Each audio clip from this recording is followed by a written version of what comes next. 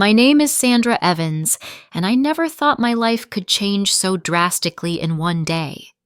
Just yesterday, I was an inconspicuous employee in the huge corporation TechVision Inc. in San Francisco, and today I stand on the threshold of completely changing my fate and the fate of the company my father built from scratch. I had been working at TechVision for 5 years, patiently enduring the neglect and humiliation from the current CEO, James Hartley. No one suspected that behind the facade of a modest assistant was the real owner of the controlling stake in the company, and now the moment had come when the truth was about to come out. The morning at the TechVision office began as usual. I arrived at 7:30, dressed in my usual gray suit, and started preparing coffee for the board of directors, whose meeting was due to start at 9 o'clock. At 32, I had learned to be invisible and efficient. It had become my best cover. "Sandra, where are the reports I asked for yesterday?" James Hartley's sharp voice rang out. "And bring me coffee. No sugar, as always."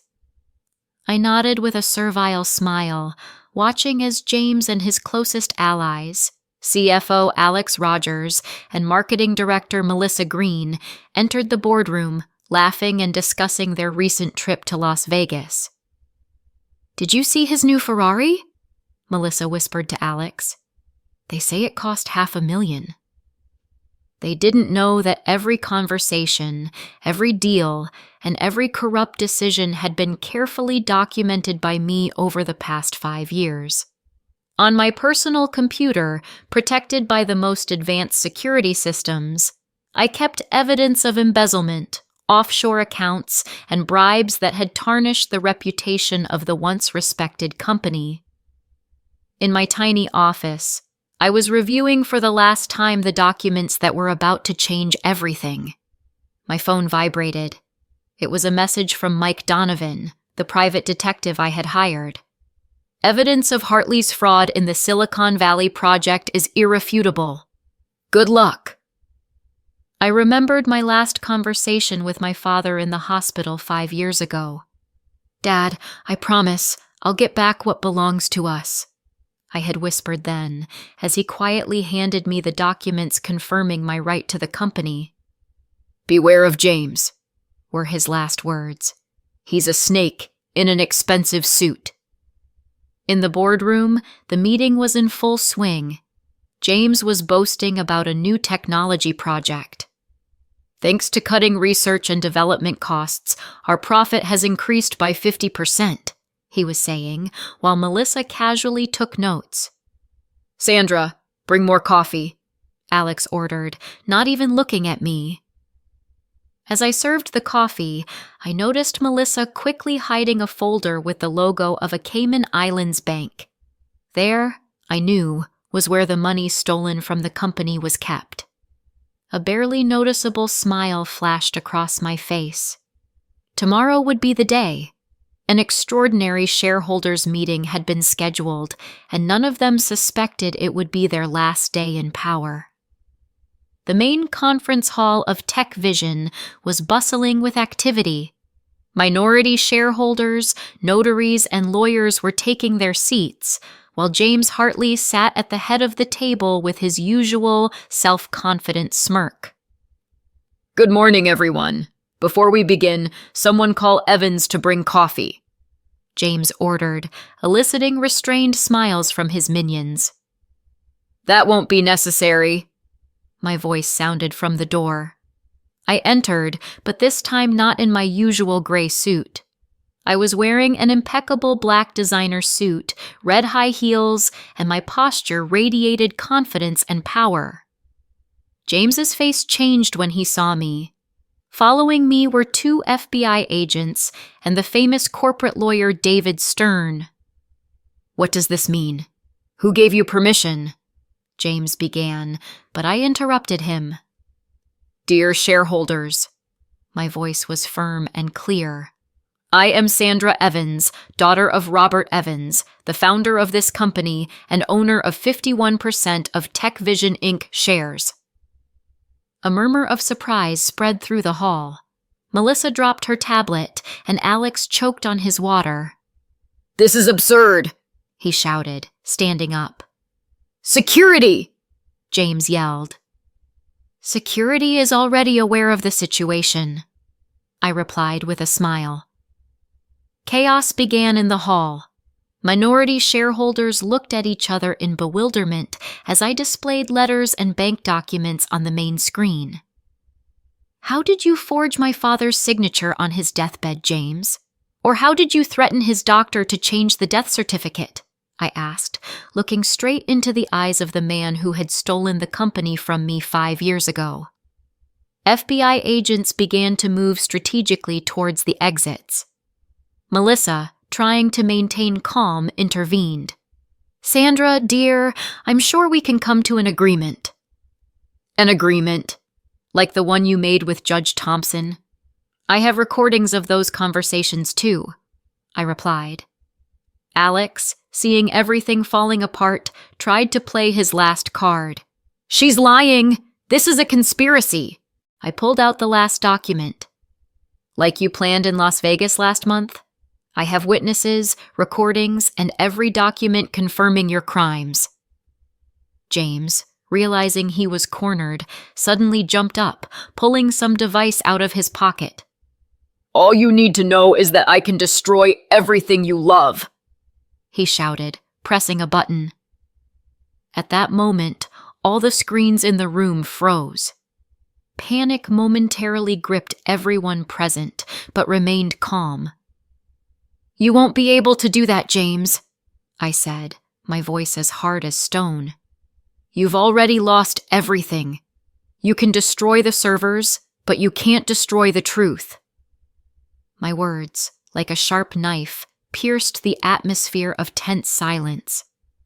All eyes turned to me.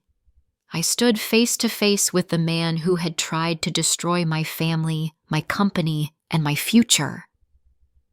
James was clearly on the verge of a nervous breakdown. His eyes were full of hatred and fear.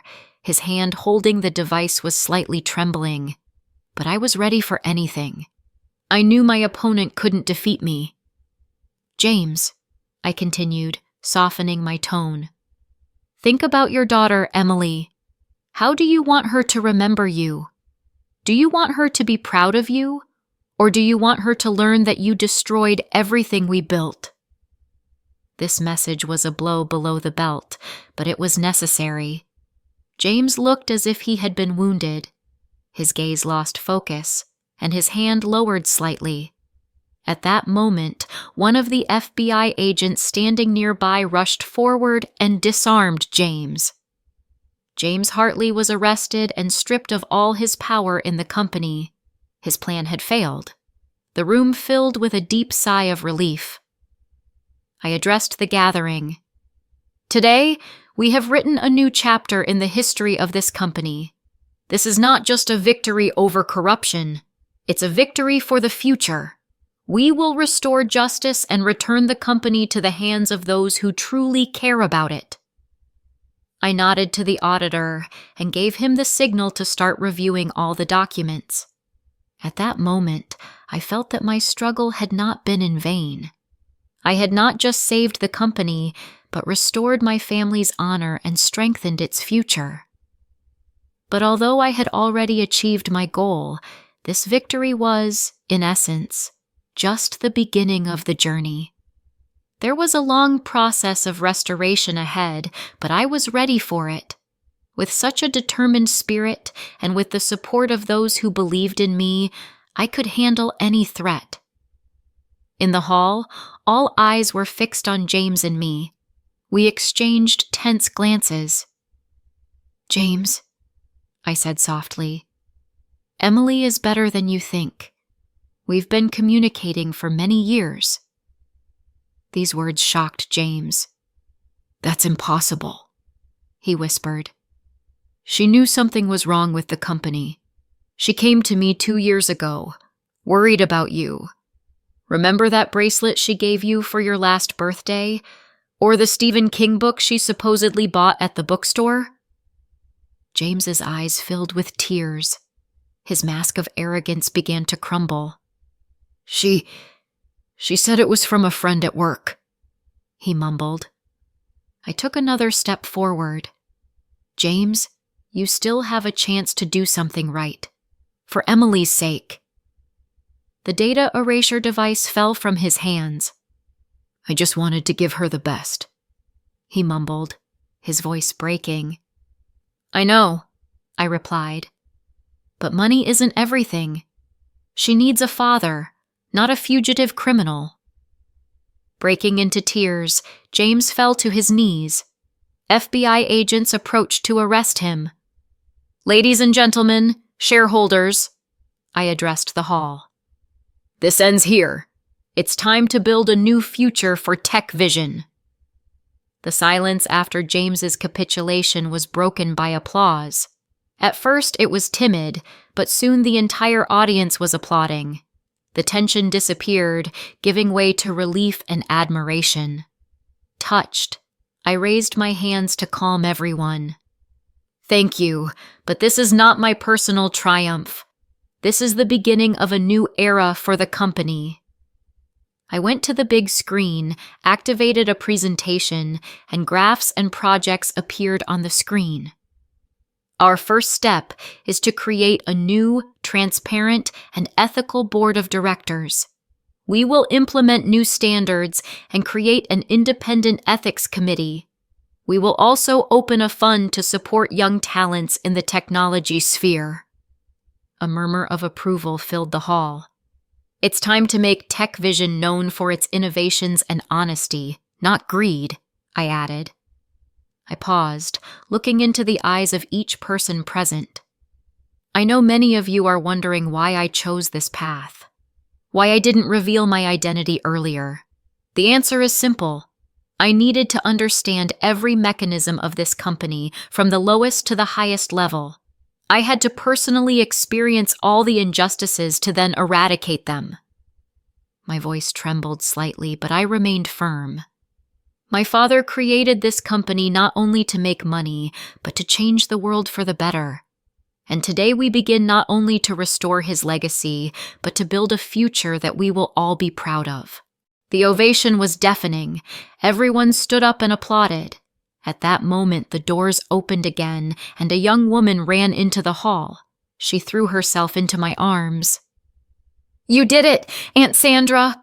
Exclaimed Emily, James's daughter, with tears in her eyes. Dad will understand when he realizes everything. I hugged my niece, symbolizing reconciliation and a new start. 6 months later, I sat in my new CEO office, looking at the panorama of San Francisco through huge windows. Tech Vision had not only survived the storm, but was thriving under my new leadership. A light knock on the door brought me out of my thoughts. It was Laura Chen, an old friend of my father and now a member of the new Ethics Council. Sandra, dear, the results for the first half of the year are just amazing, Laura said with a smile. The shares have skyrocketed, and our new projects in artificial intelligence are gaining recognition everywhere. I nodded, satisfied but still understanding that the path ahead was long. Thank you, Laura. And how's the reintegration program? All is well. James is fully cooperating with us from under house arrest. Emily is doing a great job heading our new educational fund. I noticed a photograph on my desk. It was an image of me and my father many years ago, smiling at the old Tech Vision office. You know, Laura, I said quietly, sometimes I wonder if he would be proud of how I organized all this. Laura put her hand on my shoulder.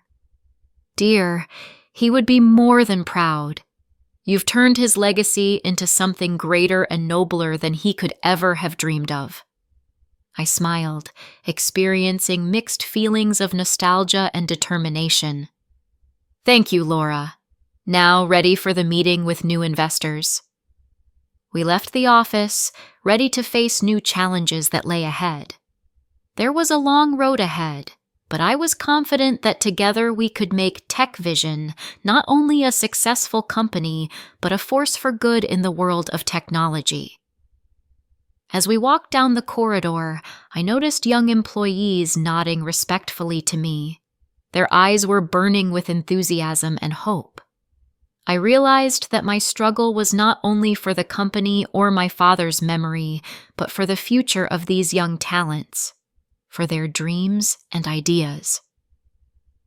In the conference room, representatives of major technology companies and venture funds were waiting for us. They were interested in collaborating with the renewed TechVision. I began the presentation talking about our new projects in quantum computing and clean technologies. I saw the investors' eyes light up when I spoke about our vision of a future where technology serves for the benefit of all humanity. After the meeting, when the last investor had left the building, I returned to my office. The sun was already setting on the horizon, painting the San Francisco sky in shades of pink and gold. I approached the window and looked at the city my father had loved so much. I remembered his words, which he often repeated. "Sandra, true success is measured not by money, but by how you've changed the world for the better." At that moment, I felt that I had finally truly understood these words. My journey from an inconspicuous assistant to CEO was not just about personal revenge or restoring justice. It was about creating a legacy that goes far beyond one company or one family.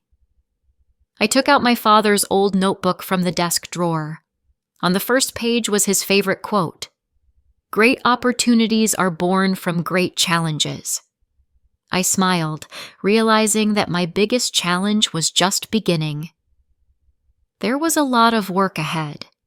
We needed not only to restore the company's reputation, but also to set new standards of ethics in the technology industry. We needed to inspire a new generation of innovators and entrepreneurs. I sat at the desk and started writing a plan for the next year. New projects, educational initiatives, social responsibility programs. All of this was taking shape in my imagination. When I finished, it was already well past midnight. I looked at my father's photograph once more and whispered, "We're just getting started, Dad. We're just getting started." Turning off the light in the office, I walked out into the corridor. The building was almost empty, but I knew that tomorrow it would again be filled with energy and ideas. And I would be here, ready to lead TechVision and everyone with us into the future we are creating together. Descending in the elevator, I thought about how much had changed over these months. From fear and uncertainty, I had come to strength and determination. From loneliness, to the support of a whole team of like-minded people. Exiting the building, I took a deep breath of the cool night air of San Francisco. The city never sleeps, and I could feel its pulse, its tireless movement forward. Like me, it was always ready for new challenges and opportunities. Getting into my car, I looked one last time at the TechVision logo on the building's facade. It glowed in the darkness, like a beacon pointing the way to the future. And I knew we were on the right path. Tomorrow would be a new day, full of new opportunities and challenges, and I was ready to meet it with an open heart and a clear mind, knowing that each step brings us closer to the future my father dreamed of, and which has now become my mission.